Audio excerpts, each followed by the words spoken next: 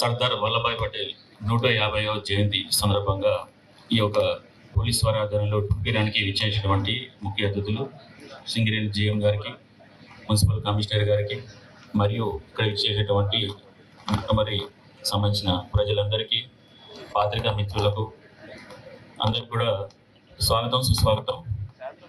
మీకు అందరికీ తెలుసు, సర్దార్ వల్లభాయ్ పటేల్ని ఉక్కు మనిషిగా చెప్పడం జరుగుతుంది. ఆయన చేసిన సేవలు స్వాతంత్రం వచ్చే ముందు కానీ వచ్చిన తర్వాత కానీ ఆయన యొక్క స్ఫూర్తితో 550 సంస్థానాలు ఏవైతున్నాయో అవన్నీ కూడా యూనిటీ చేసేందుకు, భారతదేశాన్ని పటిష్టంగా పెంపొందించేందుకు ఆయన యొక్క కృషి మనం ఎప్పుడు కూడా మర్చిపోలేము. గాంధీ యొక్క విధేయుడిగా ఉంటూ మరి ఆపరేషన్ పోలో లాంటి నిజాం పాలన నుంచి హైదరాబాద్ను కూడా విముక్తి కల్పించి ఆయన యొక్క గొప్పతనం, ధైర్యంతో మన యొక్క భారతదేశాన్ని ఇంకా యూనిటీగా ఉంచి ఆయనకు స్ఫూర్తిగా ప్రతి సంవత్సరం కూడా ఈ యొక్క మన అక్టోబర్ 31ని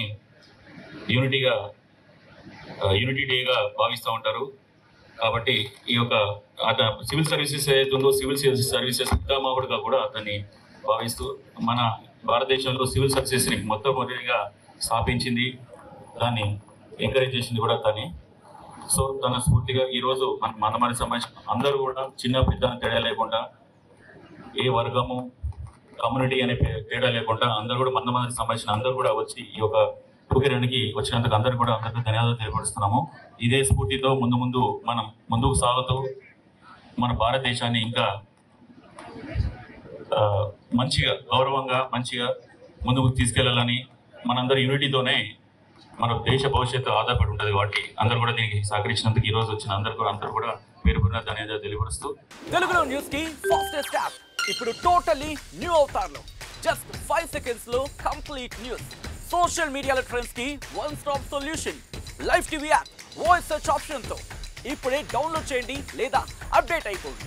యాప్ లింక్ డిస్క్రిప్షన్ లో ఉంది.